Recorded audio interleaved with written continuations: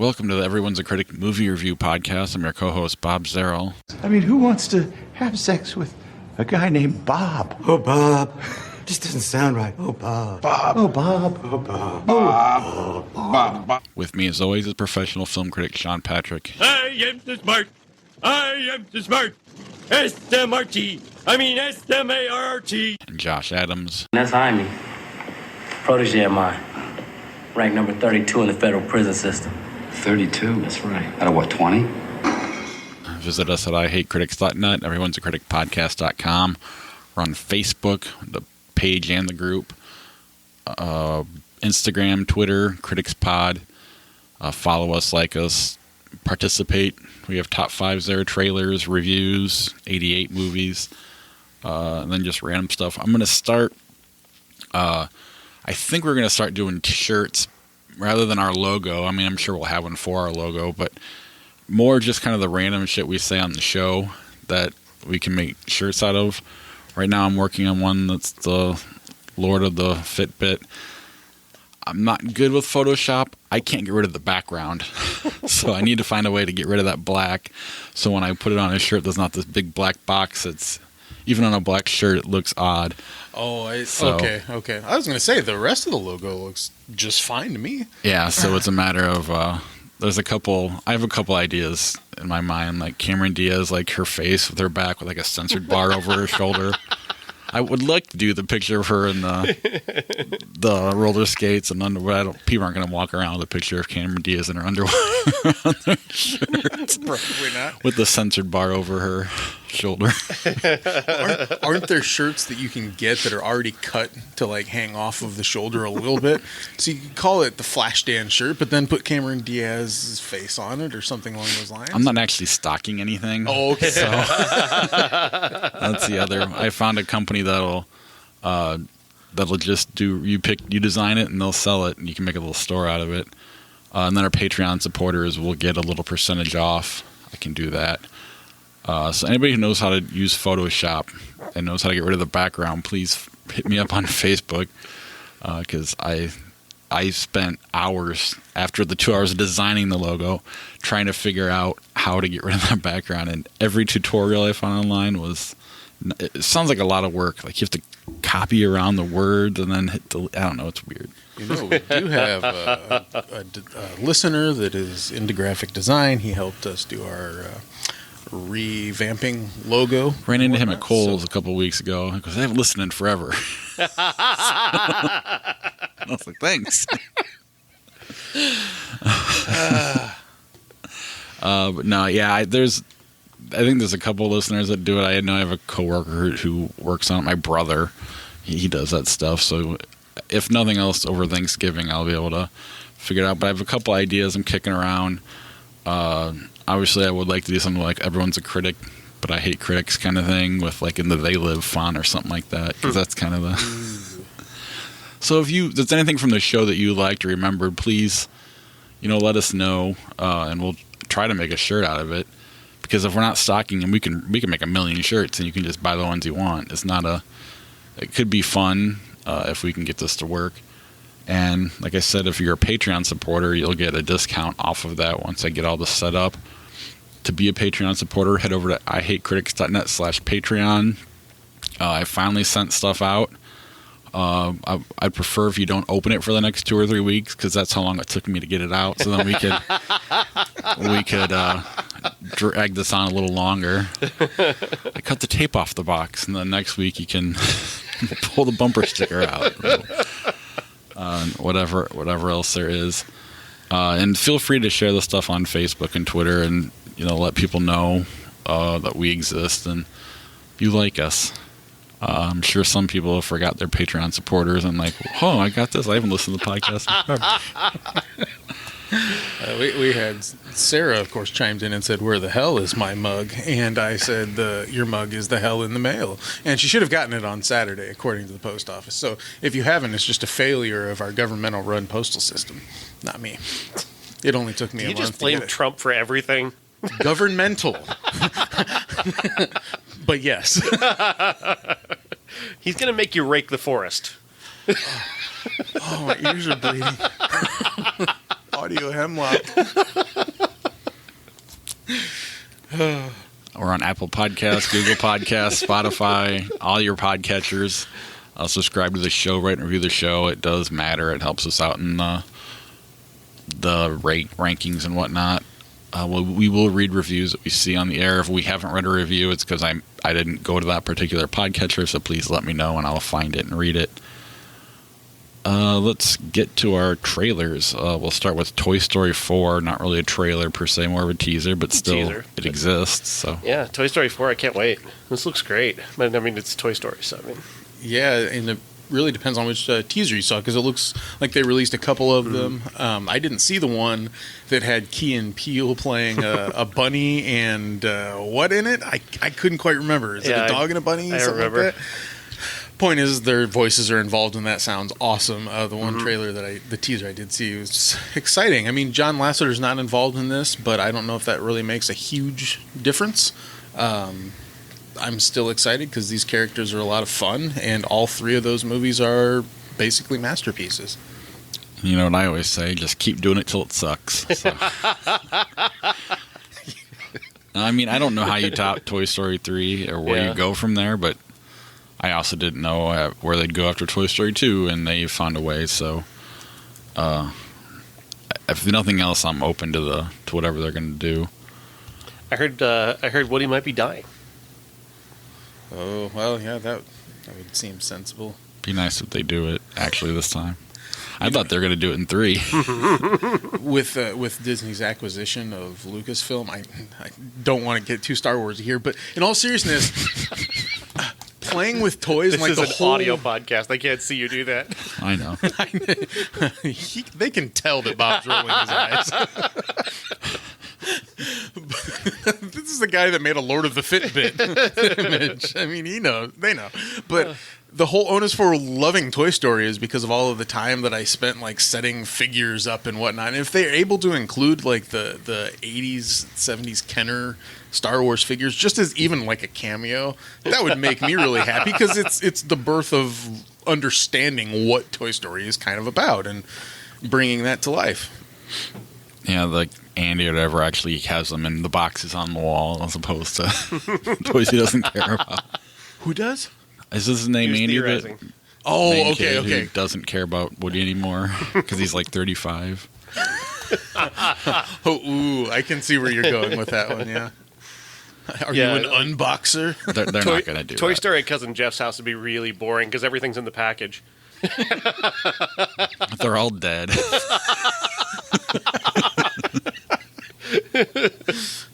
The eternal jail cell of the plastic bubble. That would be amazing. Bob's new favorite Toy Story short. They're all suffocated in the plastic. Not because I want to see them suffocated, because I like the insult to the fans. And let's be honest, they kind of deserve it. They've been pretty horrible lately. Yeah, absolutely. That's true. And then Fighting With My Family trailer dropped with The Rock. Yeah, I'm still a little weirded out by this because I know this story pretty well. It's still kind of happening. Yeah, I know. It seems strange. It's so odd. She's so very young to have a movie made about her. Right. I think she's only 24 years old. I was going to say 24, 25, 26, somewhere in that ballpark. Okay, you guys are going to have to educate me then. I can tell that this is based on something real, so her name is Paige? Her name is Paige. She actually can't wrestle she's anymore. Paige. I don't know if she's... I don't know what her real name is. But she can't wrestle anymore. She had neck problems, so she's done. But this movie's being made before that, as far as I know. Right. But she's been wrestling since she was in the womb, I guess. That was kind of the joke. Her mom wrestled when she was pregnant. Oh, okay. And I don't know. When she came in, she was like 20 or something like that. Maybe even younger than that. Youngest women's champion of all time. But at that point, she'd been wrestling like 10 years for real. So I don't know. The Rock liked the story, so he decided to make it. We'll see. Yeah. He looks slightly de-aged. Is it just me, or is he going to always look 30 years old? He just looks a little younger in the scenes he's in. That seems to be what a lot of wrestlers do, though. I mean, Cena's in his 40s. I don't know. I don't know. He's just always looked pretty young. And shaving your head does make you look younger. Are you hinting at something? Because that would be a really easy task right after the show. I have shaved my head, and I wasn't hinting at either one of you guys. I've got an alien head. No one wants to see that. I do remember being 24, turning 24, and someone going, "How old are you?" And I was like 24, and they're like, "Oh God, I thought you were in your mid-30s." And then when I shaved my head, even now people are like, "Oh, you're almost 40." I'm like, "Yeah." I see. Oldest guy on the podcast and the most hair on my head. On my head. I'm taking donations. I don't want hair. I'm glad I don't have hair. Movies this week: Fantastic Beasts and the Crimes of Grindelwald. Yes. You're not going to ruin this movie for me. Sounds like they did on their own, according to Rotten Tomatoes. I don't know what that's about. I really don't. I think that's a lot of stuff against Johnny Depp, honestly, which is fair. If you don't like Johnny Depp and you don't like him as a person, I get it. I have a hard time separating things. Like when I still look at Mel Gibson and I get like angry and uncomfortable. So I get it, and I do feel Johnny Depp's weird, but I gotta tell you, he melts into this role. Like, I forgot it was Johnny Depp. That's how much I was enjoying this movie. I really had a good time watching this movie, and I didn't expect to. I didn't expect this movie to entertain me, because I liked the first movie, and it was pretty good, but I like the Harry Potter movies. I've never really, loved them, or always somebody else's thing, but I've always appreciated them, and I think David Yates is just living in this universe so much, and with J.K. Rowling writing it, it felt just authentic to what they do, and I really enjoyed this. So the story goes that Grindelwald has escaped from custody on his way to Europe. He's now hiding out in Paris. He's searching for Ezra Miller's character, who is supposedly so powerful that he's the only one who could kill Dumbledore, and that's the story. The backstory is that he really wants to get Dumbledore, this Grindelwald. And so he's searching for him. Everybody's searching for him. He's searching for who he really is, what his real name is. And that's a pretty good mystery that's going on throughout the movie. And, of course, our hero, Newt, is kind of just drawn into this. He doesn't really want to be part of this. He turns down the chance to join the ministry because he doesn't want to kill anybody. And he's just a good guy. He gets drawn into it because the woman he loves, played by Catherine Waterston, is part of this. She's chasing him down and trying to capture him for the ministry and perhaps kill him if he is as dangerous as they think he is. And so he gets drawn into it just because he's looking to her. And then we got Queenie and Jacob brought back into the story. His memory has been restored by her because she loves him, but they can't be together because the ministry doesn't allow humans and witches to marry. So she's got her journey going on. He's with her, and they're kind of have at odds there because he doesn't want her to get in trouble for being with him. I loved the way this played out. I thought it was romantic. I thought it was funny. I thought it had terrific special effects. I loved the beasts that show up, the few that we get, because this isn't necessarily about the beasts as the first one was. But they're good beasts, and I enjoyed them. I enjoyed the way they were used. I really like these characters, and I like the way this was directed. I don't get the hatred for this. The audience didn't hate it, but 70%, which is, you would think a Harry Potter movie, it would be more like 90 if it was really, really, really. Maybe it didn't. I don't know. It doesn't cater to the fans enough. I have no idea. I don't know. By the end, I was giddy. I was kind of like, this is fun. I wasn't able to see it, of all things, because there are some films that I leave to my child's mom. She is a huge Harry Potter fan. She introduced it to me. I figured this is one to defer. And so he went to see it with her today, and his assessment was that it was pretty good, but he wasn't overwhelmed by it. The good thing is that he didn't react the way that I've seen a lot of reviews say, which is like the worst of the series, blah, blah, blah. The only thing that I was concerned about going in, and the reason why I decided not to tag along today for the heck of it, was David Yates. Yes, he lives in this world, and that's great, but sometimes that means that they're speaking their own language versus speaking our language. And gosh, he made some good films in that series, but then he also made the blandest ones in a way. The way that they look and the way that they play out. Say what you want about Chris Columbus, but there was some charm about those that was missing in the later ones. And And looking back on it, Alfonso Cuarón's is the best looking one of all of them, and maybe the most interesting one of all. Surprise. This is the kind of series that I think could use more of an auteur's touch. I don't want to get too filmy because that's your area, and I'm mad at that.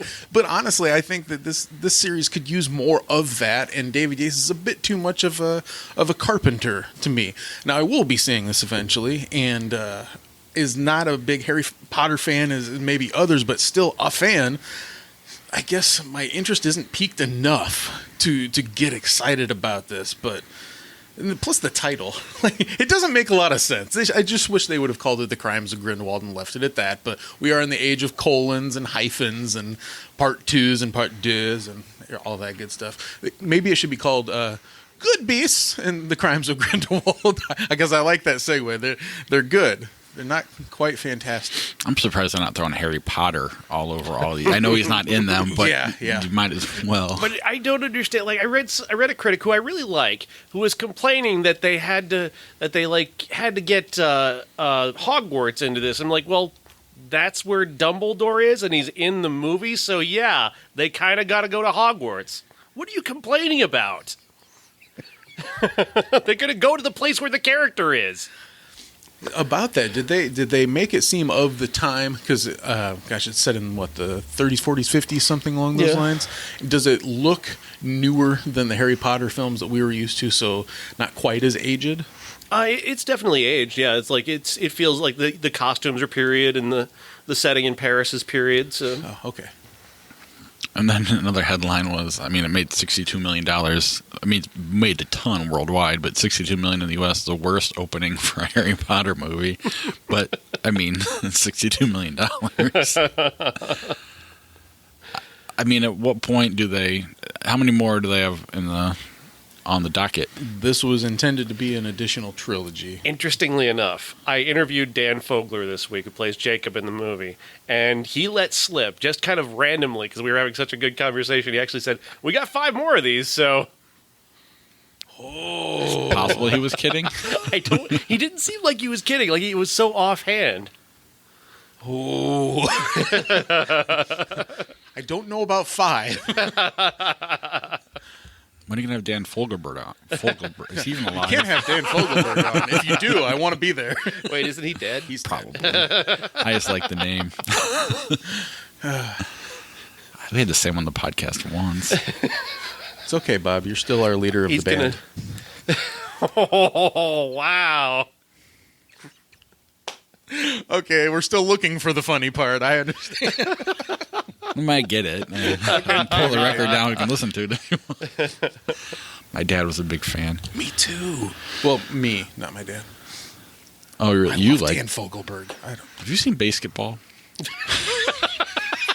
A long time ago, but I don't remember the correlation. There's a big Dan Fogelberg reference in it. Oh, okay. It's on Netflix and it helps me fall asleep. Well, I guess I'll have to make a run for the roses to Netflix. All right, Instant Family. An even bigger groan than that is this movie. Instant Family, Mark Wahlberg and Rose Byrne, directed by the same idiot that directed That's My Boy and the Daddy's Home movies, and he's a terrible director. And he's terrible at this movie. But you know what? I did cry at the end of this movie, but it's not because the movie was any good. It's because it cheats all the way through. This is I used to talk about this genre where there's like the child in danger movies because you remember a movie called Domestic Disturbance with Vince Vaughn and John Travolta? It's entirely predicated on making you... The only thing you feel is the fact that that's a child in danger. And that's really the only thing that movie has got going for it, is that you're concerned that there's a child in danger. But they blew that, too. They did. They really do, because the child isn't very good. Right. Well, neither are they. Anyway. But the whole thing, like, this is basically a movie that's meant to manipulate you by using 3, kids who may or may not have been abused children who get adopted by this, rich couple. And they make weird choices throughout this movie. But the bottom line is it's just this giant commercial for this real-life charity called Instant Family, which you get to at the end, and they reveal this was just a giant commercial based off of a true story about a real family that happened to come together via this charity called Instant Family, which unites kids in foster homes with, potential parents. And that reveal, is beautiful. And you see that, and you're like, you really feel for the kids. But you have to sit through this 100-minute awful piece of shit movie that is just really shrill and dumb and hateful. And there's a running gag. It made me so angry. The kid, the little boy in the movie, he barely has a character at all. His one character trait is that he constantly gets hurt. He's constantly having bad things happen to him. Every type of sporting equipment hits him in the face. He steps on broken glass. He gets a nail in his foot. And I mean, we're talking, the running gag here is him constantly getting hurt, and yet they've also intimated that he may have been abused before they got him. Like, that's a hilarious running joke for a formerly abused child, is to repeatedly abuse him through physical humor. Hilarious. This guy's an idiot. I really hate this director. I really do. He's terrible. Do you know who that is off the top of your head? I mean, I haven't seen it's any the director of of Daddy's Home and 1 and 2. I don't know his name, but Not Frank Caracci. Sean Anders, I think it is. Oh, okay. critics loved it. Audiences loved it. 80% on Rotten Tomatoes for the critics, 90% for the audience. We're starting to get in the holiday times, though, so those numbers are skewed. It's loud, it's shrill, and the good reviews are for the charity and not for the movie. Fair enough. Widows. Now we're talking about a real goddamn movie. This one is Viola Davis in the lead here as a character named Veronica, whose husband is played by Liam Neeson. He's dead right away. He and his crew of thieves, get killed by police trying to make off with $2 million, it gets destroyed in the thing. So the $2 million is gone. So the guy who they stole it from, Brian Tyree Henry, is a gang member who is a former gang leader who's now trying to run for alderman, and he's pretty upset about his $2 million because that was supposed to earn him his respectability. He was going to use it to run for alderman and take over and get respectability. So he tells Viola Davis, "You're going to give me my money somehow. I don't care how you do it." She recruits the 2 other women whose husbands were killed in that raid, and the only thing she's got is this notebook that Liam Neeson made about this job that he claims would have got him $5 million, and it's supposed to be relatively easy to get if you're bold enough. And so, being that she doesn't have any other options, and she tells the 2 other women, played by Elizabeth Debicki and I can't remember the other woman's name, Michelle Rodriguez. She tells them basically, he's going to kill you guys too. If I don't pay him, he's going to kill you guys too. So you got to help me in this. So she drags them into it, and they're going to steal this $5 million and use it to pay him back, and then that'll be their payoff for what they get. But there's so much more going on, because there's that alderman thing where you've got the gang member who wants to run for alderman. He's running against this long-term alderman played by Colin Farrell, and Robert Duvall is his dad, who's held the seat prior to him. So the Mulligan family's been in this ward for years. They've run it for years, and now they're facing their very first challenge. And there's a lot going on. It's a very intricate thing. This movie is really smart and really exciting. Steve McQueen is an incredible director. And there is one amazing scene in this movie where it's Colin Farrell and his campaign manager in the back of a limo. You're not in the limo. You're on the front of the limo. It's leaving this neighborhood that is run down, is beaten up, that he's supposedly trying to rebuild with his work. And you just stay outside, and they're arguing about the situation that he's in. And you're watching as the scenery changes over about a 3-minute period where it goes from that rundown neighborhood to his neighborhood. And you come to this realization of just how close the rich and poor in Chicago are. And it is amazing. It is an amazing scene. And it's all done in one unbroken take, which is really fantastic. This movie is amazing. It's one of the best movies of the year. I love it. This would have been the movie I'd go to. Occasionally, my wife has to have a weekend where she does stuff, so I had literally couldn't leave the house, really, because I was home with kids Friday night through today, basically. But yeah, kind of bummed that I missed this one, but I mean, obviously I'll see it at some point, especially by the end of the year. Oh yeah, having seen 12 Years a Slave and Shame, really, really great movies, and so there's no way I don't see this eventually. And the critics loved it, 90%. The audiences were more mixed, but that tends to happen with good movies. A Private War. A Private War. This is the Rosamund Pike movie where she's being talked about for an Academy Award, and much deservedly so. She's playing a real-life war correspondent who was killed in Syria in 2013, covering the bombings there, and she did some incredible things in her life, dating back all the way to the 80s when she was one of the first people to interview Gaddafi. And, then she's there, 20 some odd years later during the Arab Spring, and she's interviewing him again right before he dies. It's amazing to watch that transformation. She is incredible in this movie. And this is a very, it's not a movie that's very entertaining. It's because we're talking about a real life story that doesn't have a lot of color to it, but it's got a lot of, incidents from her life, and her life was very interesting. She did a lot of stuff. She was in a lot of war zones. She lost an eye in covering Libya. I mean, she was hardcore. And it tries to kind of get inside of what drove her to be in these places. And Rosamund Pike does an amazing job of getting in her head and still kind of keeping you outside of it. Like, you still, by the end, you still don't feel like you understand what drove her, but the emotional connection is still strong because, what she did was so important. And I really loved the way she played it. It's, I don't know, this is not a movie that's going to find a wide audience because, again, it's not a movie that you would call classically entertaining, but as a story that it tells that's just a tribute to a very important person who did something important, that it really works that way. And she is really great in it. In the era of fake news, how does... Obviously, they're probably never going to see this movie, the people that are kind of... that always hate on the liberal media and all that. Does that exist in this movie at all? Is there... It stays out of it because she worked in a country where they respect journalists over in England, so... she was an American who was hired to work out of I think I can't remember what it's called, the International Tribune, and they actually respect and pay journalists like they want her to go to war zones, whereas in this country we can't get people to read 2 seconds about Syria or Libya. They actually care about that stuff there, and so this is a hero journalist for sure. Well, in fairness, here we don't help ourselves either by leading with sex and violence as opposed to Syria and Libya are kind of the third or fourth story. Yeah, whatever Kim Kardashian is doing next versus whatever's happening over there. This reminds me, story-wise, not that there aren't many of these perhaps, but a couple of years ago we looked back on an Oliver Stone film called Salvador with James Woods playing a journalist going into war zones and stuff like that. And despite the movie not being very great or whatnot, and James Woods being annoying as hell, I like journalism movies, and so I would be drawn to see this as a result and see how what they do actually matters. Unfortunately, you can only see it at 10 o'clock today and yesterday. One time, 2 days in this area. It'll probably be gone next week. But critics... Probably gone on Wednesday. There's 5 movies coming out on Wednesday.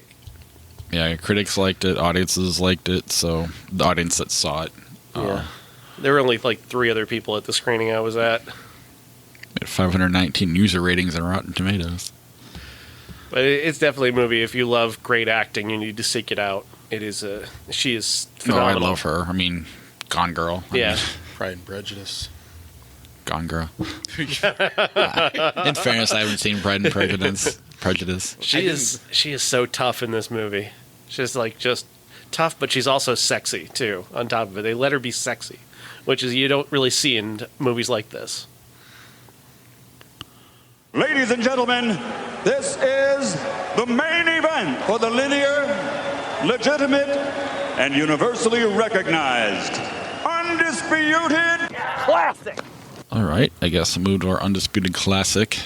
It was to go along with Widows, I guess, Bonnie and Clyde. Yes, 1967, directed by Arthur Penn and starring Warren Beatty and Faye Dunaway. And this is a movie that's known for being the creation, essentially, of the genesis of the auteur era of Hollywood. The first movie that really broke out in a way that was different than the mainstream or outside of the studio system that made possible films like Easy Rider. They get to make that because this was successful. The story of Bonnie and Clyde is weird because they weren't very good bank robbers. And that's the thing is you think of Bonnie and Clyde, you think of bank robbers. They were terrible at it. They were really bad at it. They just kind of did it. And I think the thing that really struck me watching it again this time was just It's appeared to me that they did this basically out of boredom. Like, it's the 1930s and the Dust Bowl, and you've got nothing better to do. And that's pretty much, I don't know, let's rob banks and kill people, I guess. I don't know. I got nothing else. What do you want to do? You go to a movie. Like, there's nothing to do. Even, but of course, the movie theater in the film was shut down, so you can't even do that in this area. Even one of the banks was shut down. A terrific scene where he's so worried about what she'll think of him for not robbing the bank that he brings the guy out to her and says, "Here, tell her what you told me. The banks, they don't have any money." Now, in real life, were they bad bank robbers? Yeah, they were. Okay. This is a pretty close approximation of who they were. I don't think that's true because they got sued for I don't know if slander's the word, but for misrepresenting characters, and they lost. Right. So I don't know how accurate it is. But in terms of the bank robbing, though, I mean, it was just kind of that random, and the motivation was what they picked up on, which is that they didn't really have much of motivation. Yeah. Being poor and wanting things, that was their motivation. Well, and being lifelong, at least he was a lifelong criminal, so he didn't know anything else. The presentation is unique. The violence is violent, and in a way that Hollywood wasn't at the time.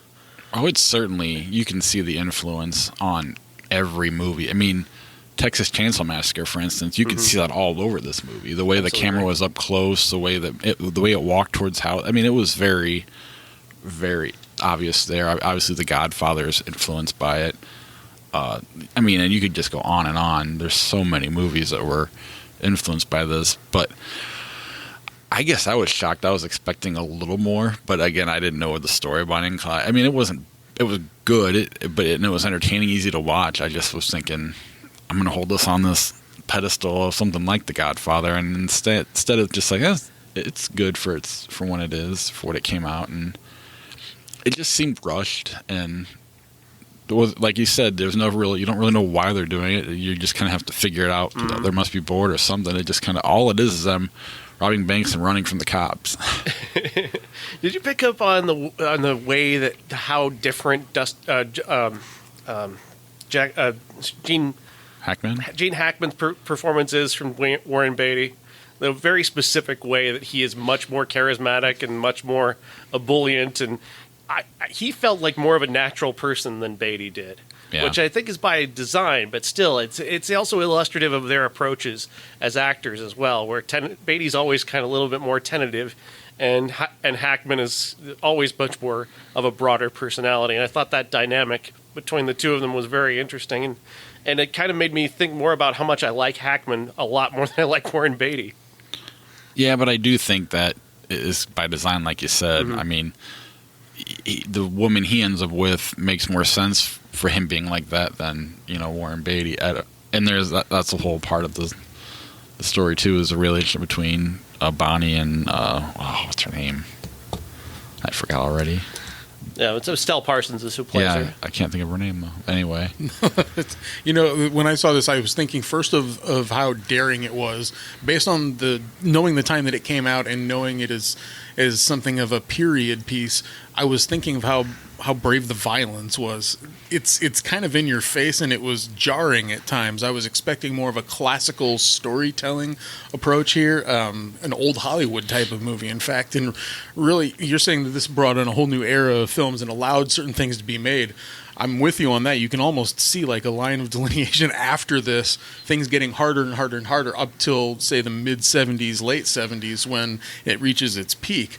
I don't know if that's a reflection on society or not. You mentioned Texas Chainsaw Massacre. There's some things that you can really get from this. And Bonnie and Clyde as a societal pair and whatnot, comparing them to, say, Joker and Harley Quinn in fiction, and people actually thinking that Bonnie and Clyde are cool and adapting that from themselves. I've seen couples say we're the modern... What is that? Is it Kid Rock and somebody else that did a modern day Bonnie and Clyde? Eminem did it. Him and his. A lot of people did, like Beyonce and Jay-Z did it. Okay. I don't understand what the draw. Like, they got gunned down in a blaze of not even very glorious sensibilities. So it's kind of like Scarface to me in a way. They were huge superstars, Bonnie and Clyde, during their life. In the short time that they were around, they became massive superstars. What they were doing when you saw them taking those pictures, they sent those to the media to say, "Hey, here we are. Hey, hi, look at me." That thing about him, about Bonnie publishing his life story, which meant so much to him. It was published in the newspaper. Right. Like, she sent that into the paper so they could publish it. Like, and when they died, the story that's told after they died, and the car gets hauled back to the nearest town, people were reaching in and taking things from their right off their bodies. And taking bullets from the car, like they wanted souvenirs of these people because they were huge stars. Yeah, people liked them. I mean, they were almost helping them against the cops in a way. I mean, not right. There's a Robin Hood element to them, even though they weren't necessarily giving anything to the poor. they were barely getting anything for themselves, at least according to the movie. I think I appreciate how this movie illustrates the rise of the media-based popular superstar, despite the fact that they're doing bad things. But, as it is with me with a lot of stories, be it true or otherwise, where I see characters that don't seem to have much of a motivation, they're just bored, as we said. I saw this after I saw Natural Born Killers, and to me, there's a good juxtaposition to be made there, obviously. Definitely. And I really hate that movie. I hate Natural Born Killers with a strong passion. And this one is definitely it's better directed, it's better performed and whatnot, but the idea of people that just do things because they're bored and they harm other people and whatnot, I just can't get behind the romanticism of that. The good thing about this film, though, is that it doesn't necessarily show us that they are the people to follow. Okay, I think it lets you judge for yourself based on what you're seeing, what opinion you should make of these two people. That's the best kind of movie to make out of this subject, I think, as opposed to Natural Born Killers, which, in a way, makes them seem like the superstars that they think they are.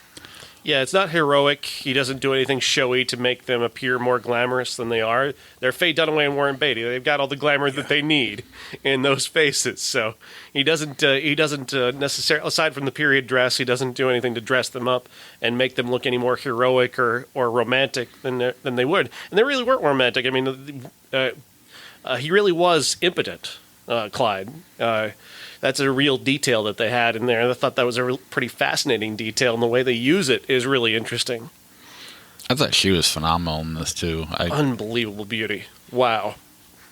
Yeah, and, I mean, I get the way the media does portray, and even unintentionally, that makes people even more interested in someone like this in real life.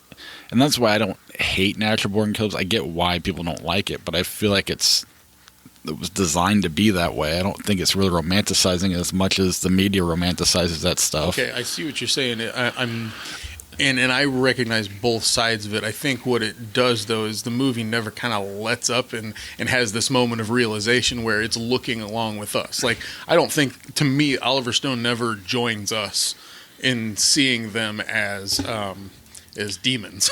Okay, well, and so therefore it works as, say, like a satire piece on the way that media dresses these people up. I get that part, but he never joins us. I never felt that moment, and that's unfortunate. But I don't think you need to have that moment. I don't think not having that moment makes it a bad movie. I think it just makes it. It's kind of like for me, Wolf of Wall Street. That it's not there either.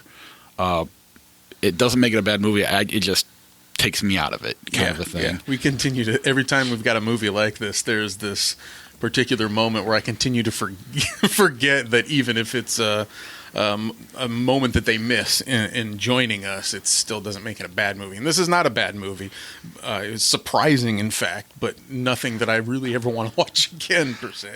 Yeah, I really thought it was going to be on a different level of, greatest of all time thing. And I think in a lot of ways, it is kind of that first modern movie that you don't, when we go back and watch something like Casablanca, or whatever, you have to put yourself in that time. Mm-hmm. This is kind of the first one that you can watch and not have to, as far as I'm just kind of guessing, maybe there's another movie. But this is Hollywood catching up to the French for the first time. And this is, they're seeing what they were doing with the kind of realism and the strangeness that the New Wave was doing over in France. That's what influenced this movie and its creation, and it's the way it's shot, and it's very reminiscent of what Godard was doing. And Godard was the first director that they approached to actually do this, and he had no idea what Bonnie and Clyde were, and he wanted to change it. He wanted to change the setting to another state, and they're like, "No, this is a Dust Bowl story." Never mind. That's interesting. I wonder if the French were interested in Bonnie and Clyde as a couple. Now, I say that because there's a Serge Gainsbourg song called Bonnie and Clyde. It's all in French. And normally, if you've listened to this show, you know that I can't hear that language without cringing just a little bit. But I like that song. It's kind of suave and sexy or whatever. I don't know what the hell they're saying. But they're talking about Bonnie and Clyde. So I don't know if if the French have embraced them at this time or if it reached international acclaim. But I definitely think it's earned the right to be called a classic. I guess I was really hoping for, I don't know, I was hoping for it to be like top 5 movies of all time kind of thing. And rewatchable as a classic is what you were hoping for, and not necessarily as it was, such as like a groundbreaking. It's more influential than good, but still good. So Gene Hackman, he's been in his 50s for like 50 years. Yeah. We've been trying to kill him on the show for like a solid couple months now. But in fairness, he looked that old, young, 50, 30 years later. So good for him, 30 years from then. Yeah. But bad for him then. And then Gene Wilder's first performance ever on screen. That was a terrific series of scenes too. Although very distracting in 2018, I'll say, having not seen the movie before. I love that. I love the way that it's underlining the theme of impending death, right? Because he's an undertaker, and the second that she hears that, she's like, "Get him out of this car now," because she knows they're all about to die. Anything else on Bonnie and Clyde before we move on? It's not one of my favorite movies of all time. I appreciate it. I kind of feel like the same way you do. Like I appreciate it, but it's not one of the top 100 movies of all time. I know it's on the AFI list. I don't think it necessarily belongs on there. It's good though. I mean, the influence is huge. Yeah.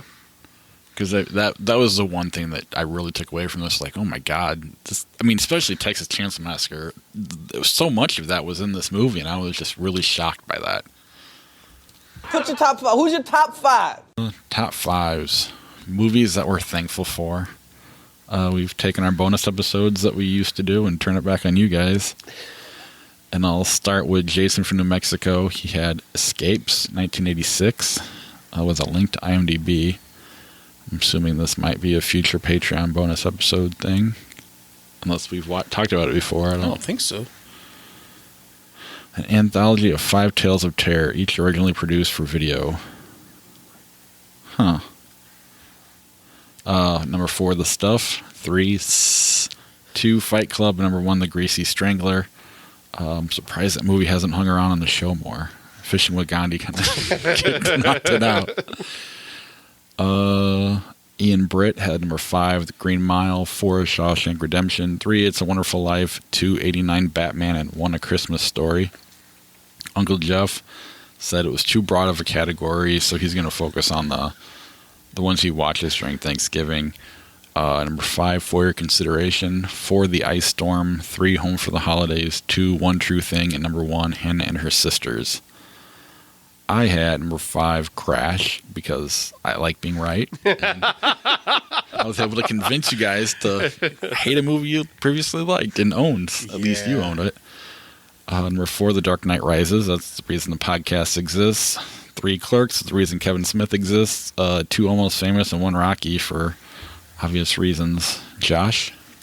I don't have, say, 5 thankful films. We've done this before in a way, so I came up with something that makes me feel like puts me in a particular mood, and I'm thankful for that. So they're not the best movies, but 5 being Contact. I watch that every year. It gets me in this mind frame of summer and seeing stars and being excited about astronomy and space and all that good stuff. It's weird though, because you hate summer and you like winter. Yeah, but summer used to be like, it's been such a long time since summer used to mean freedom, but I think you know what I'm talking about there. Both of you do. Right. We were in school at one point and summer was freedom, and now it's just, it happens all the time. Oh God. Okay, this is why I have this thankful movie list. Number 4 is Pride and Prejudice, the 2005 version. It is whimsical to the point of putting me in a better mood no matter what. I think I've seen this movie 10 times since the first time I saw it, which was back in 2011. And it completely took me by surprise. And I just love it. I know that there's probably fans of the Colin Firth BBC version and fans of the book and blah blah blah, but this is my experience of the material, and I love it. Did you like the zombie one? I have not seen the zombie one. I like the concept, but it's no, I'm not interested. 3 is Comet. It's the arm touch recommendation film, so that really means we gotta bring that. It's gotta be a T-shirt. That's right. It's one hand over the other, like bedtime at Michael Jackson's house. No, wow. Sorry, I got that joke from somewhere else. It's not my fault, man. Actually, you know what? Patreon Sarah's responsible for that joke for me. Seriously. Sarah, it's your fault. Okay. 2 is Poltergeist from 1982. I throw that on once every October, just like my number 1, E.T. They always just make me feel nostalgic and ruining the times of innocence and 80s crap. I love that stuff. And in theory, I really should have Rocky 4 on here instead of Rocky, because Rocky 4 was kind of the gateway drug into all that. Sean? Number 5, Shakespeare in Love, because it's just my favorite romance to this day. It's such a great experience watching it. Let's see. Gotta have Texas Chainsaw Massacre on the list. That's the movie that and the other movie would be Amadeus. Those 2 movies just kind of changed the way, thanks to this show, it changed the way I see movies because of those 2 films. Then, obviously, Legally Blonde and The Big Lebowski are the 2 films that make me the happiest. So. But yeah, no, Texas Chainsaw Massacre and Amadeus are probably the number 1 and 2, really. Yeah, Texas Chainsaw Massacre was on the outskirts, just because, you weren't there for it, but watching Sean, someone who's usually the harshest on horror movies, just have this. I got to kind of see it firsthand. It was kind of cool, which then made me love it that much more, because it was just it's all, I don't know. Yeah, the second time around with that movie for me too had a huge impact.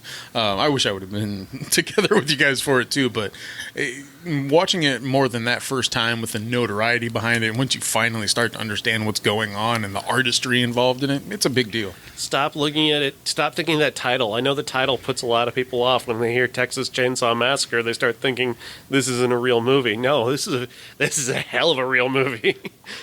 Yeah. Number 18 in 1988. Squeezed and pulled and hurt my neck in 1988. Squeezed and pulled and hurt your neck in 1988. 1988. 7 films. Again. I know. It's very exciting. I'll get through the couple that don't really matter. Last Rites. Fresh Horses. Well, that is the next one in a way, but Last Rites is a Tom Berenger. He's a priest and he gets seduced by Daphne Zuniga. It looks like the trailer. I watched all of the trailers. Sounds amazing.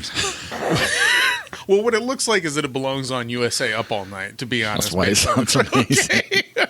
Well, Daphne Zuniga involved is a very exciting part of it, but other than that, no, it looks like a very standard film. Another one called The Chocolate War. Now, this is a weird one because it looks kind of like if Dead Poet Society met Chocolat. What's that? Chocolat. No. Forget about the chocolate part.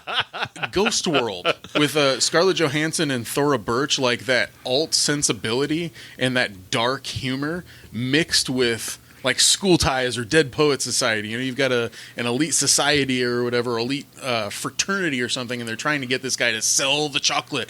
The trailer's very dark. I'm kind of interested now. It's past the point, but I encourage readers to actually watch this trailer and see what it does for you. It's strangely jarring. It's a terrible name, though. It is a terrible name. I have the VHS, but I don't have a VHS player. Oh, okay. Right under the Jason. Yeah. You can take it home with you. Jason from New Mexico gave it to us with a bunch of VHS. And I do have a VHS player at home, too, that I could hook up. Okay. So, also, you were saying Fresh Horses. Molly Ringwald and Andrew McCarthy. Now, before I watched the trailer, I was thinking, a reuniting of members of the Brat Pack, Pretty in Pink, McCarthy and Ringwald back together again. Based on the trailer. This is a sultry romance with Andrew McCarthy having to choose between the vixen and the heiress that he's going to marry. You would think that the heiress is Molly Ringwald. No, she's the vixen this time. And it's a little off-putting. And that's not really fair to Molly Ringwald because in the past couple of years we've talked about films she's been involved in where she's trying to get away from that image of being the sweet schoolgirl. But admittedly, the trailer was a little jarring. Have you seen Fresh Horses? It's bad. Okay. It's bad. It's really slow. Really slow. Right. It's kids play acting as adults, and it's just not. Work. It's not child's play acting as adults.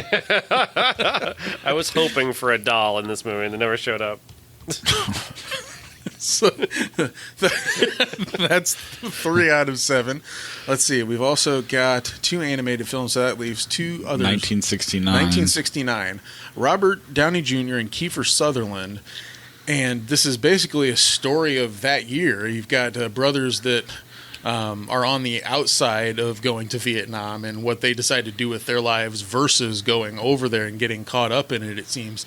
Now you've got Downey Jr. and Sutherland of that time. Like, that's when you want to get them in a movie about this stuff. But the movie barely made any money. On top of that, based on the film grain from the trailer and the way that they look, this looks like one of those ones that was made 3-4 years prior, and then they magically just released it on this weekend because they had to, or the rights issues got resolved or something. Because it really does look like they're very, very young in this one. It's on YouTube in pieces. It's not bad. I only got about halfway through it, and then I had to come here. It's an interesting movie because you've got Kiefer Sutherland playing the worst hippie of all time. Like he's refusing drugs at every turn, and he won't drop acid. Like, what kind of hippie are you? It's like a Gen X hippie.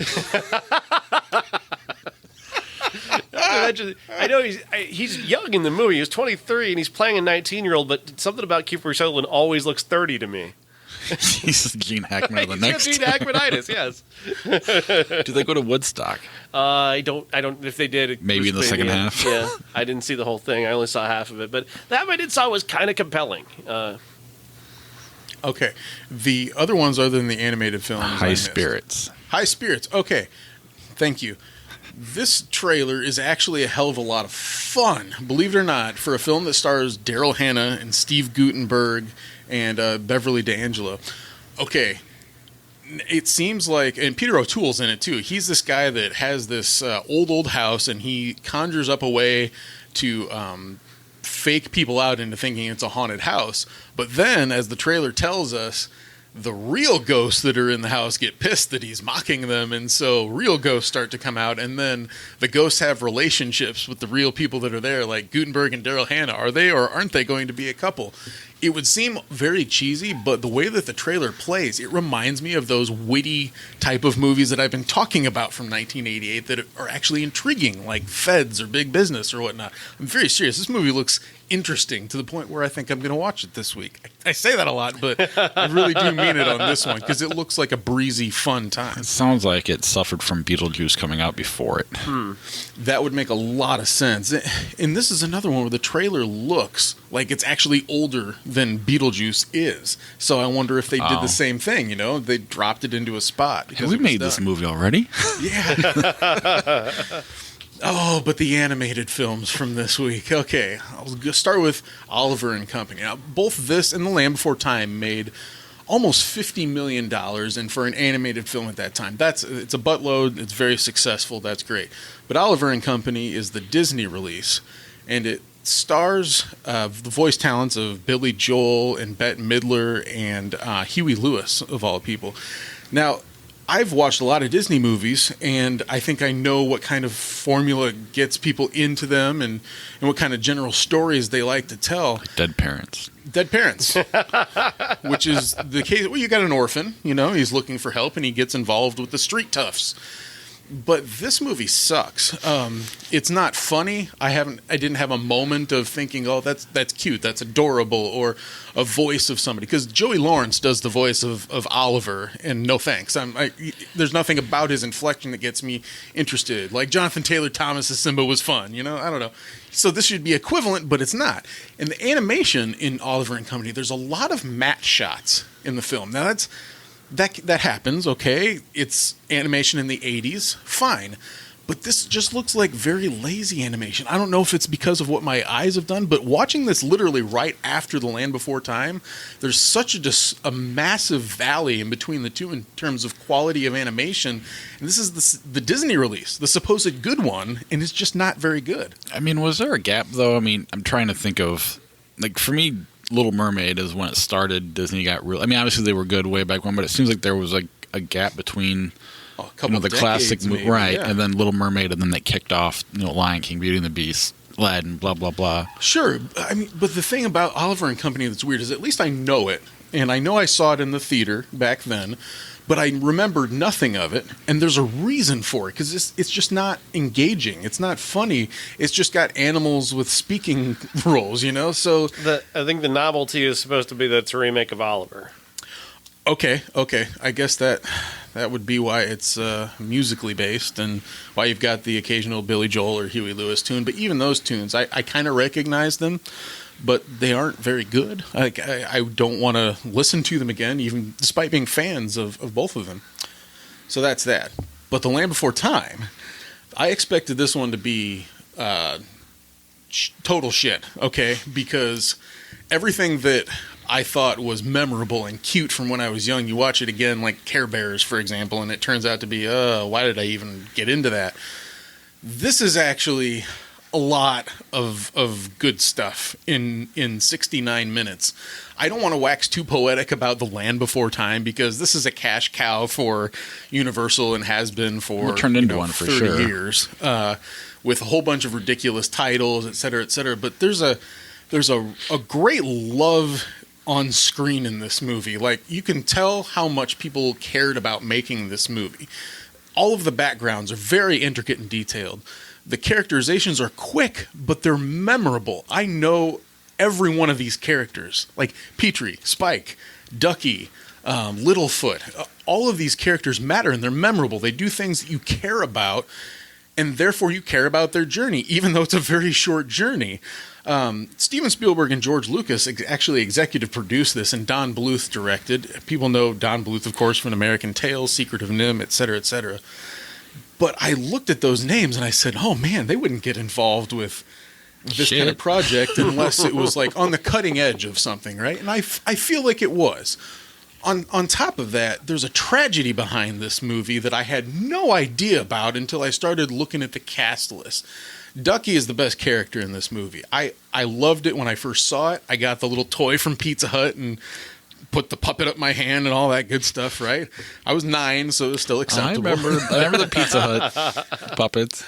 But Ducky was my favorite, and what I didn't know at the time, and I found out this time, the voice actress that played Ducky, I'm going to forget her name, of course, right now, but she was murdered 5 months before this movie came out by her father in a murder-suicide with her mother, and it's so heartbreaking to read the details of that and how wonderful this Ducky character is. You can tell it's all this young girl's, all of the joy in her voice and all of the timing that she has just works out really well. I loved watching this, and I can't believe I'm saying that because I know that it's very standard and trope, and many things are maybe too cutesy, but boy, did I love watching this. No, I liked Land Before Time. It was the ones that came after it that ruined. And I haven't seen any of those for good reason. And I don't know that I have. I just remember that it just seemed like they kept coming out. Yeah. They're still coming out, aren't they? They are, yeah. Judith Barcy. Thank you. Over time, this idea of direct-to-video, Land Before Time was the first one that I saw where direct-to-video happened, and I was like, wait a minute, why isn't it in the theater? This doesn't make any sense. It's a sequel. Shouldn't it be in the movies? And then my parents had to explain to me what capitalism was all about. I kind of got lost in that word. But anyways, I really love this one. I'm glad I watched it. What are your thoughts on Land Before Time, Sean? Never seen it. Really? Yeah, I guess I was a little too old. I was like 10. Or 12. I was 12 when this came out, so it was a little beneath me. I thought it was a little kid movie at the time, so I didn't pay any attention to it. I didn't even remember the toys. What's cute and Unbecoming, about an American Tale, which is a couple years before this. I like that one too, though. It's got good moments, right? I mean, I like singing "There's no cats in America and the streets are filled with cheese." That's great. And the theme song in that one is very heart-wrenching. Still brings a tear to my eye now. Well, it does to me, obviously. But this one, they're making characters that I think both kids and adults can enjoy, instead of just super cutesy stuff that is just isolated towards kids. I haven't seen this since being a kid. Isn't it sad? Does something sad happen in this movie? Yes. Littlefoot's mother is killed in defending him and another little triceratops from T-Rex, or the sharp tooth, as they call it. So, I remember my mom kind of hounds it. My mom hated this movie because she hates sad movies, so she never wanted to watch this movie because of that. That's the thing, though. It's not. I don't think that it's cheap. I think that this happens with a lot of animated films. You know, they're going on this journey or whatever. Blah blah. No. Themselves. Well, Bambi, okay, fine. Bambi, mom dies. Right, of course. But she didn't take me to that either. My Uncle Jeff did. I really do have an Uncle Jeff. Anything else on 88? That's it. I was pleasantly surprised. The New Mexico family, I think they have all the Land Before Time. They said that on our Facebook page. Oh, really? Huh. Jason and Tracy from New Mexico. I'd be interested to hear what they actually think about them. I mean, obviously there must be some enjoyment there. I ain't that interested. Okay. I guess it's hard to be critical of a 30-year-old movie rated G, but... I could if I wanted to. Yes. If anybody can. All right, well, next week, we got a lot of movies. It's Thanksgiving, obviously. So Wreck-It Ralph 2, Creed 2, Robin Hood, Green Book, just to name a few. I don't know if anything else is coming.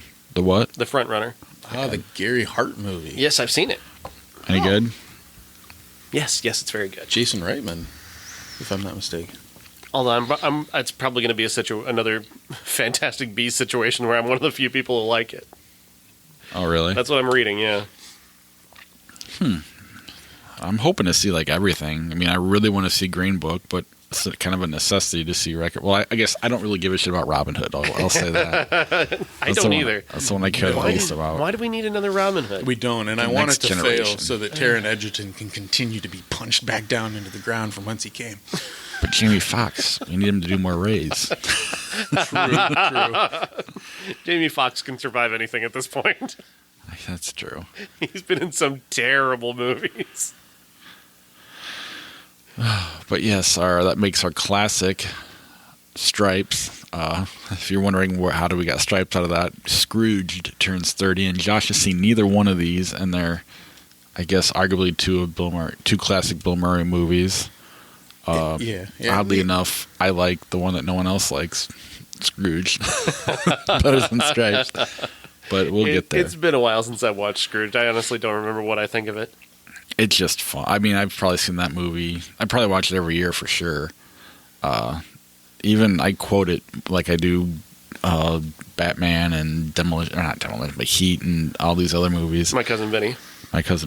I always walk up behind my son and say, if I were in charge, and I am, and I flick him in the back of the ear. Is this from Scrooge? Yes. And then at one point he's like, I'm only 4. My dad always throws that back at my kids, especially when they were 4. You'll get it when you see it. Does he play the Scrooge character? But yes. Yes, okay. And like his entire family's in this movie too. I think all of his brothers are in it. I think both of his brothers play one of them plays his dad and one plays his brother. It's a family Murray, affair. something like that. I don't know. Bobcat Goldthwait's funny in it. Oh, he's in it too? Oh. You know, I do know that there's an Annie Lennox Al Green duet at the end because I remember seeing the music video on MTV and it's Put a Little Love in Your Heart, I think. Mm-hmm. That's the end of the movie, yes. But Bill Murray steals that as well. Yes. Hell of a movie. We'll talk about it again next week for real. I don't know how you won't like it, but maybe I'm wrong. That's a Richard Donner movie. I usually give him way more credit than he deserves. Yeah. But yeah. Wait, is this Scrooge the Richard Donner cut? It's the Richard Lester cut. Wait, no, that's impossible because he died. Didn't he, like, before this movie? I don't know. It doesn't Him matter. and Dan Fogelberg. Hey, I'm sorry, man. Harry Chapin. It's the same old Lang Syne with me all the time. Oh my God. 3 Fogelberg puns. 3 in one show. Somebody get you some granola. You can walk some back roads and. That sounds amazing. 3 Fogelberg puns will be a T-shirt. 3.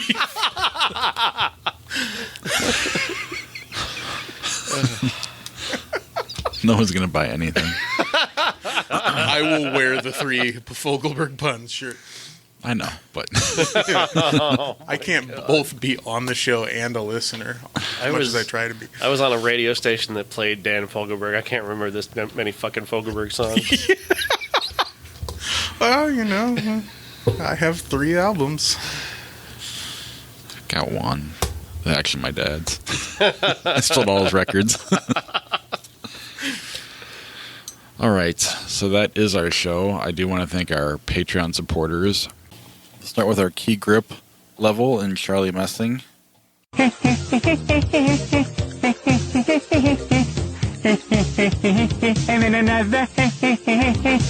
Our character actors, Josh and Christina. I think this is the beginning of a beautiful friendship. Our special effect level, Corey. May the Force be with you. Our associate producer, Jason from New Mexico. Everybody has to eat shaving cream once in a while. And our movie stars, Dave Severs and Uncle Jeff. I want the truth! You can't handle the truth! If you want to be a Patreon supporter, head over to ihatecritics.net/Patreon. It's the best way to help support the podcast. And when we start getting the shirts out there, you will get a discount. I'm not sure how that works yet, but I will be able to get you guys a code. Once you order your shirt, just wait about 8 to 10 weeks for shipping and handling. For it to get in the mail. You're going to have to wait 8 to 10 weeks for it to get on the website. But it's it's a third party. I am not stocking any shirts. So when you order it, it's on them. And from what I understand, they take the logo and put it on everything. So if you want a pillow or a mug or whatever else, you can get whatever you want with these. A thong. Possibly. Okay. I don't know that, but I mean, you can get like a baseball shirt. Always goes there with you. Some kind of weird thong thing. Me? Well, he originally mentioned the thong, I think, a number of weeks ago. Thong's thing weird? It's better than going to the shoulder. You know, I really could use some air back there, so maybe a thong is the right thing. I have one. Yeah? Yeah. For it on occasion. I'm really more worried about the front and how it's going to do the cuppage. The front has let me down before. Yeah. Because you really can get in a bad spot there if one escapes, and then you're... Oh, the whole thing escaped once. There you go. See? It's one of my most embarrassing moments ever. Pretty sure it's Corey Finneran's favorite moment of his life. You were wearing a thong in front of people? That's a long story. Wow. Halloween costume. He usually tries to go for sexiest costume. You see, I won. Anyway, let's move on and end the show. We'll see you next week. Hang out for after the credits for Flickchart. That ought to do it. Thanks very much, Ray. And we're the 3 best friends that anybody could have. We're the 3 best friends that anyone could have. We're the 3 best friends that anyone can have. And we'll never, ever, ever, ever, ever leave each other. We're the best 3 friends that anybody could have. I mean the 3 best friends that anybody could have. That's right, the 3 best friends. All right. The Amazing Spider-Man or Heat 2012 Spider-Man. Amazing Spider-Man. Protest vote. Heat. Yeah.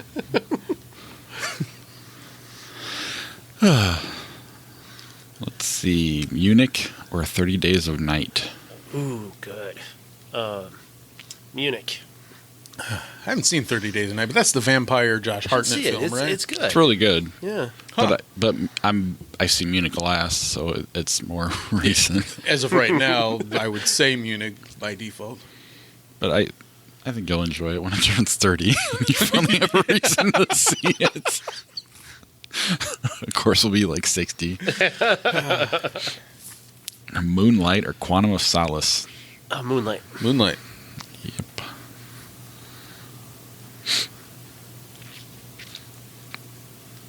I love how I leave all these awkward silences in at the end. It's when I stop editing. I leave most of my ums in. On occasion, if I notice it, I'll take it out. Grumpier Old Men or Sideways? Sideways. Yeah, in many ways the same movie, but Future Undisputed Classic, I'm sure.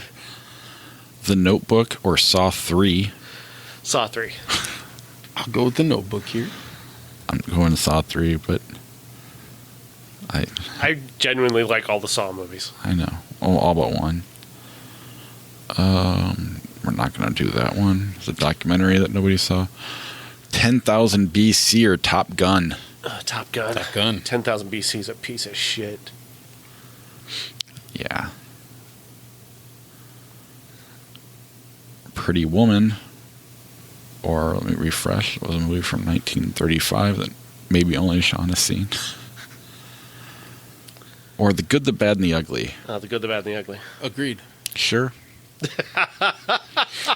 Good, the Bad, and the Ugly, and Pretty Woman. Ugly and pretty in the same. Pretty Woman's pretty ugly. Das Boot or Final Fantasy: The Spirit Within? Das Boot. Das Boot.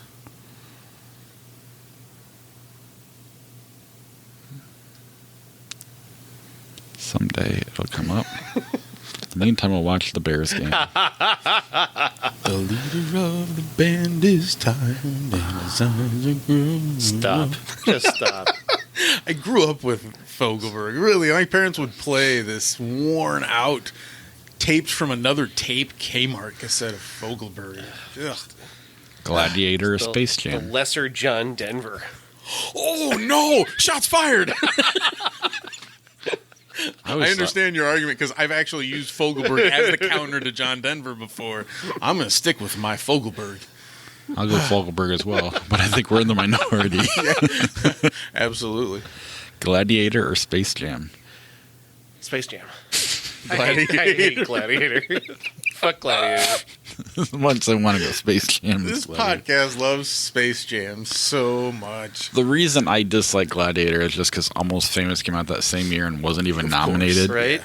Oh, Gladiator. But that has nothing to do with... I remember sitting there and watching an Academy Award and saying, this is bullshit. I mean, and I liked it, so. Yeah, Kelly Clarkson or Carrie Underwood? I know what this comes from. Clarkson. Underwood. Deciding vote. What the hell are we talking Uncle Jeff, about? on occasion, he'll throw stuff like this out there, and Josh and I often disagree. And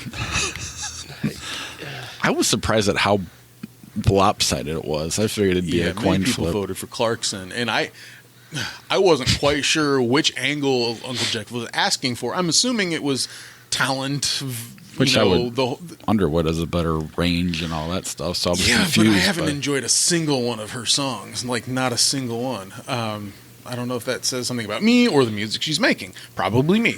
But Kelly Clarkson, since 2001, has delighted my ears and eyes on occasion. Sean? You don't have to answer. Oh, okay. He's had to sit through from Justin to Kelly, I'm sure, and I have not. Love Actually or Jumanji? Love Actually. Love Actually. It's a 95 Jumanji as well. Not that that would have mattered. Nope. I need to figure out a Fishing with Gandhi shirt that makes sense. Other than just Fishing with Gandhi, and then the director would be like, hey, you can't do that. Gangs of New York or Zodiac? Zodiac. Zodiac. Yep.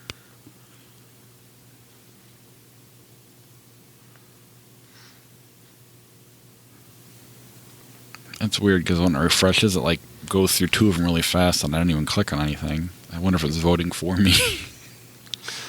Shark Tale or The Punisher, 2004, or just refresh both.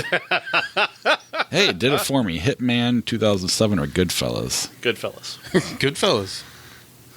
I love when we have to make Josh vote for Goodfellas.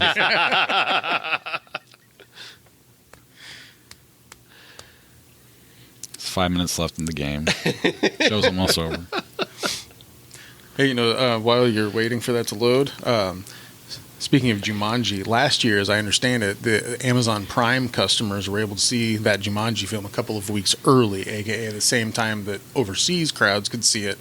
And they're doing that this year with Aquaman. And I am a Prime subscriber, so I'm going to be looking at a way to see Aquaman 2 weeks early, which will help because of the crowdedness of the holidays and whatnot. If I can knock that one out 2 weeks early, how do you get to see it?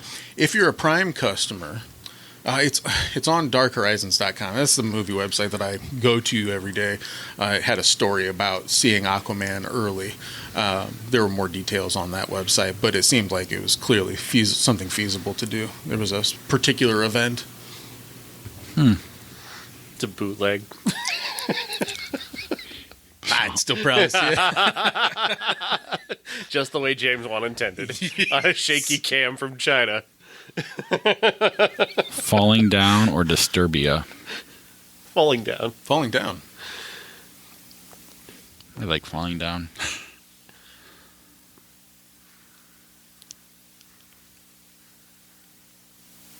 A lonely child.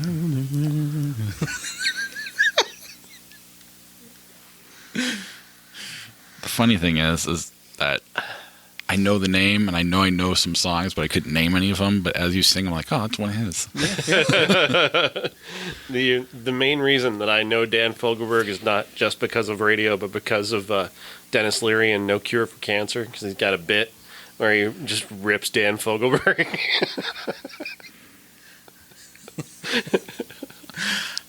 There's something completely harmless about his music. Maybe that's why. I don't know. But he collaborated with a lot of people, singer-songwriter, Well, that's the joke in basketball is they treat him like it's some offensive artist, like you and your Dan Fogelberg and your... I don't know. He's got the power of gold on his side. Is it... How many Fogelberg puns are we at now? 4. He's graduated from puns to just singing the songs now. It seems like he's going back and forth, unlike my internet. I'm what's known in the industry as a keep this going space filler. For a little while. Let's just see how long we can stretch this out.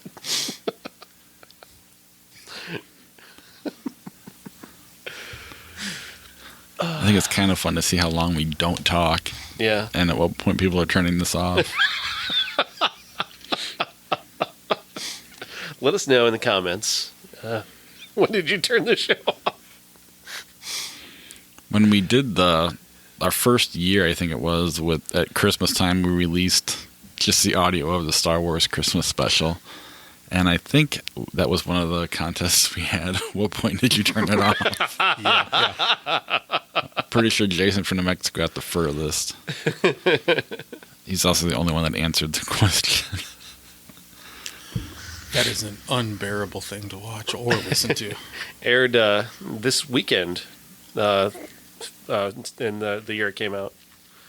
Yeah, it is turning whatever it's turning. I did see a couple of posts about that. Yes, I thought somebody on our page posted that they were watching it tonight. Oh. Do they watch it every year? I think so.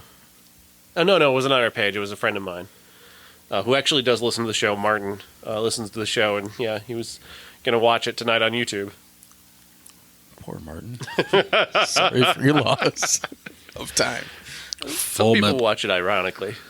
Yeah, you'd have to. It's the only way to watch it. Full Metal Jacket or Black Swan? Oh, that is bold. Black Swan. Full Metal Jacket. I'm going Black Swan. As much as I like Full Metal Jacket. I love Full Metal Jacket, but Black Swan, man, that movie's awesome.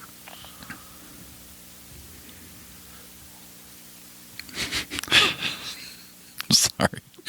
My best friend's wedding or Henry Portrait of a Serial Killer.